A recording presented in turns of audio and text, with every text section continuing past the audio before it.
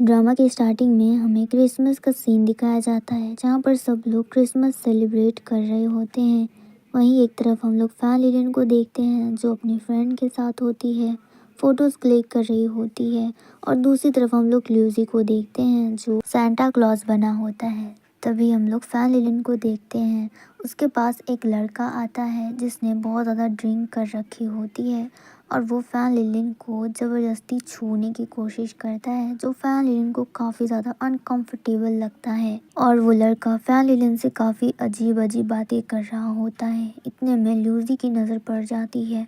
वो देखता है कि वो लड़का कुछ ज़्यादा ही ज़बरदस्ती करने की कोशिश कर रहा है, तो वो दौड़ कर जाता है और उस लड़के का हाथ फैन लिलिन से हटा देता है। जिसके बाद उन लोगों के बीच में लड़ाई हो जाती है और ल्यूजी बुरी तरीके से पिट जाता है। फैन लिलिन उससे थैंक यू करती है कि उसने उसकी हेल्प की, अगर तुम नहीं होते तो पता नहीं क्या होता। जिस पर ल्यूजी कहता है कि तुम्हें थैंक यू करने की ज़रूरत नहीं, ये तो मेरा रोज़ का काम है, मैं किसी न किसी से आए दिन पिटते रहता हूँ।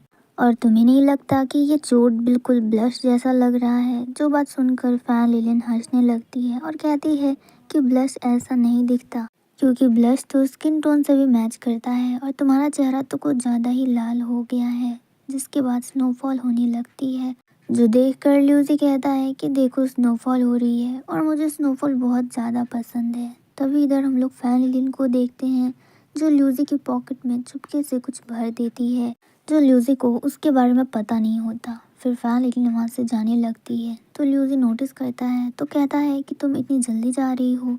जिसके बाद फैन लिलिन रुकती है और कहती है कि मैं तुमसे फिर मिलूंगी, फिलहाल मैंने तुम्हारी पॉकेट में आधा रिवॉर्ड रखा है और आधा फिर कभी दूंगी। वैसे तुम अपना पॉकेट तो चेक करो। जो सुनकर ल्यूजी हैरान होता है और कहता है कि हाँ। जिसके बाद जब वो अपना पॉकेट देखता है तो उसके अंदर एक कूपन रखा होता है जिससे वो कोई भी ड्रेस को आधे दाम में खरीद सकता है। ल्यूजी उसे देने की कोशिश करता है लेकिन तब तक फैन लिलिन जा चुकी होती है। अब हमें नेक्स्ट डे का सीन दिखाया जाता है। ल्यूजी ब्रिज के सामने खड़ा होता है और अपनी जैकेट ठीक कर रहा होता है। तभी उसे फैन लिलिन दिख जाती है तो वो चिल्लाकर फैन लिलिन को अपने पास बुलाता है। जिसके बाद फैन लिलिन भी दौड़ी दौड़ी ल्यूजी के पास आ जाती है। जब वो उसके पास आती है तब ल्यूजी नोटिस करता है कि फैन लिलिन ने एक कॉलेज स्टूडेंट की तरह ड्रेसअप किया होता है और उसने बैग भी पहना होता है। जिस पर ल्यूजी उसे कहता है कि तुम क्या कॉलेज स्टूडेंट हो? तो फैन लिलिन कहती है कि हाँ, तुमने बिल्कुल सही कहा, मैं हाई यूनिवर्सिटी की कॉलेज स्टूडेंट हूँ। जो सुनकर तो ल्यूजी के होश ही उड़ जाते हैं, क्योंकि फैन लिलिन जिस कॉलेज में पढ़ाई कर रही है वहाँ पे सिर्फ रिच लोग ही जाते हैं। जिसके बाद फैन लिलिन कहती है कि चलो, मुझे तुम्हें ट्रीट भी तो देना है। वो उसके हाथ पकड़ के वहाँ से जाने लगती है। तभी वो देखती है कि ल्यूजी के स्लीव्स फटे हुए हैं। अब ल्यूजी वो देखकर शर्मा जाता है और अपने हाथ को पीछे कर लेता है और कहता है कि शायद मुझे ये ड्रेस नहीं पहनना चाहिए था। लेकिन फैन लिलिन को उससे कोई भी फ़र्क नहीं पड़ता, वो स्माइल करती है। जिसके बाद नेक्स्ट सीन में फैन लिलिन ल्यूजी को मॉल लेकर आई होती है जहाँ पर वो ल्यूजी के लिए एक अच्छा जैकेट खरीदना चाह रही होती है। ल्यूजी प्राइस देखता है तो उसे रियलाइज़ होता है कि ये तो डिस्काउंट के बाद भी कितना ज़्यादा कीमती है। तभी फैन लिलिन उससे पूछती है कि वैसे तुम्हारा ड्रेस में साइज़ क्या है? तो ल्यूसी उसके पास आकर कहता है कि हमें ये लेने की ज़रूरत नहीं और वैसे भी फ़िलहाल मेरे पास उतने पैसे भी नहीं हैं। तो फैन लिलिन कहती है कि तुम उसकी चिंता क्यों कर रही हो? अगर तुम नहीं ले सकते तो मैं ले दूँगी, वैसे भी मेरा आधा रिवॉर्ड तो बाकी ही था। ल्यूसी कहता है कि तुम मेरे बदले पैसे कैसे दोगी? तुम कौन सा जॉब करती हो भला? तो फैन लिलिन कहती है कि तुम उसकी चिंता मत करो, फिलहाल मेरे पास इतने पैसे तो हैं कि मैं तुम्हारे लिए एक अच्छी सी जैकेट खरीद सकती हूँ। लेकिन ल्यूसी को वो अच्छा नहीं लगता। जिसके बाद फैन लिली ल्यूसी को कहती है कि तुम मेरे साथ काउंटर पर चलो। लेकिन ल्यूसी को वो अच्छा नहीं लगता और वो कहता है कि मैं तुम्हारे साथ नहीं चलूँगा, मुझे तुम्हारे पैसों से नहीं खरीदना। मैं नहीं चाहता कि तुम मेरे लिए 1 रुपये भी वेस्ट करो, क्योंकि हम दोनों तो एक दूसरे को ठीक से जानते भी नहीं। लेकिन फैन लिलिन फिर भी ल्यूसी का हाथ पकड़कर उसे काउंटर की तरफ ले जाने लगती है। तो ल्यूसी को गुस्सा आ जाता है और वो फैन लिलिन को रोक देता है। फिर वो फैन लिलिन को गुस्से में आकर कहता है कि मैंने तुमसे कहा ना कि मुझे नहीं खरीदना, मेरे पास जो है मैं उसी में खुश हूँ और मुझे नई चीज़ें लेने का कोई भी शौक नहीं है। अगर तुम्हारे पास पैसे हैं तो तुम अपने लिए खरीद लो, मेरे लिए लेने की कोई भी ज़रूरत नहीं। ये बोलकर ल्यूसी वहाँ से चला जाता है और फैन लिलिन वहाँ खड़ी होकर बस ल्यूसी को देखे जा रही होती है। फिर नेक्स्ट सीन में हमें फैन लिलिन को दिखाया जाता है, वो काफ़ी ज़्यादा सैड होती है और इधर दूसरी तरफ हम लोग ल्यूसी को देखते हैं, वो भी सैड होता है और अपना मन बहलाने के लिए सिर्फ बहाने ढूंढ रहा होता है। जिसके बाद वो एक सॉन्ग प्ले करता है और उसी सेम टाइम पर फैन लिलिन भी वही सॉन्ग प्ले करती है। अब नेक्स्ट डे का सीन दिखाया जाता है जहाँ पर ल्यूसी पढ़ाई कर रहा होता है और उसने डिसाइड कर लिया होता है कि अब वो पढ़ाई के साथ साथ पार्ट टाइम जॉब भी क्या करेगा। फिर हमें दिखाया जाता है कि जब ल्यूसी अपना पार्ट टाइम जॉब कर रहा होता है उसी सेम टाइम पर वो पढ़ाई भी करता है और ज़्यादा से ज़्यादातर अपना टाइम भी बचाता है। फिर नेक्स्ट सीन पर देखते हैं फैन लिलिन कहीं पर जा रही होती है, उसी ब्रिज से पार हो रही थी, तभी वो देखती है कि ल्यूसी सामने खड़ा है और वो बुक पढ़ रहा है। तभी वो नोटिस करती है कि ल्यूसी ने बहुत ही पतले कपड़े पहने हुए हैं जिसकी वजह से उसको ठंड भी लग रही है। उसे समझ नहीं आ रहा था कि वो ल्यूसी की हेल्प किस तरह से करे। फिर वो अपने रेड स्कार्फ की तरफ देखती है, जितने में हम देखते हैं कि ल्यूसी के सामने कोई आता है और वही रेड स्कार्फ ऑफर करता है और कहता है कि किसी लड़की ने ये तुम्हारे लिए भेजा है।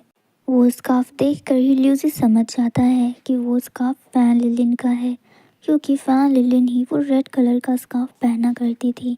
जिसके बाद ल्यूसी अपने आसपास देखने लगता है क्योंकि उसे लग रहा था कि फैन लिलिन उसके आसपास ही है। जिसके बाद वो ब्रिज के नीचे देखती है तो सच में फैन लिलिन वहाँ से पार हो रही थी अपने स्कार्फ के बिना। जिसके बाद अब हमें शाम का सीन दिखाया जाता है, फैन लिलिन अपने घर वापस आ रही होती है, तभी वो देखती है कि उसके सामने कुछ डेकोरेट किया होता है और वहाँ पर कुछ गिफ्ट्स भी रखे होते हैं। जिसके बाद फैन लिलिन आगे बढ़ती है और वहाँ के खिलौनों को काफ़ी गौर से देख रही होती है और खुश हो रही होती है। जिसके बाद वहाँ पर एक लेटर भी होता है, फैन लिलिन उसे पढ़ती है तो उसे पता चलता है कि वो लेटर फैन लिलिन के लिए ही है, जिस पर लिखा था कि अभी भी लेट नहीं हुआ है, टाइम अभी बाकी है। तभी वो देखती है कि वहाँ पर ल्यूसी आता है और वो फैन लिलिन से कहता है कि मैं तुम्हें तुम्हारा स्कार्फ वापस करने आया हूँ। जिस पर फैन लिलिन कहती है कि तुम्हें ठंड नहीं लग रहा। तो ल्यूसी कहता है कि ठंडी तो लग रही है, लेकिन हम चाहे तो इस स्कार्फ को शेयर भी कर सकते हैं। फिर वो आधा स्कार्फ फैन लिलिन को भी लपेट देता है और कहता है कि तुमने मुझे गिफ्ट में ये रेड स्कार्फ दिया तो मैं भी इसके बदले में तुम्हें एक गिफ्ट देना चाहता हूँ। जिसके बाद ल्यूसी फैन लिलिन के सामने एक मेकअप का पूरा सेट लेकर आता है और कहता है कि इसमें वो सब कुछ है जो लड़कियाँ यूज़ करती है।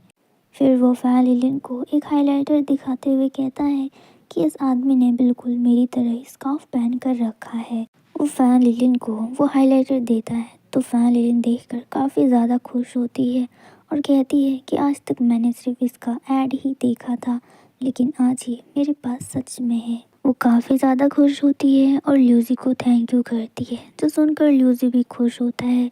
इतने में स्नोफॉल स्टार्ट हो जाती है। जिसके बाद स्नोफॉल देखकर ल्यूसी कहता है कि फिर से स्नोफॉल हो रही है, जो सुनकर फैन लिलिन कहती है कि हाँ, ये बिल्कुल उसी दिन की तरह है, सब कुछ वैसा ही है। फैन लिलिन काफ़ी ज़्यादा खुश होती है।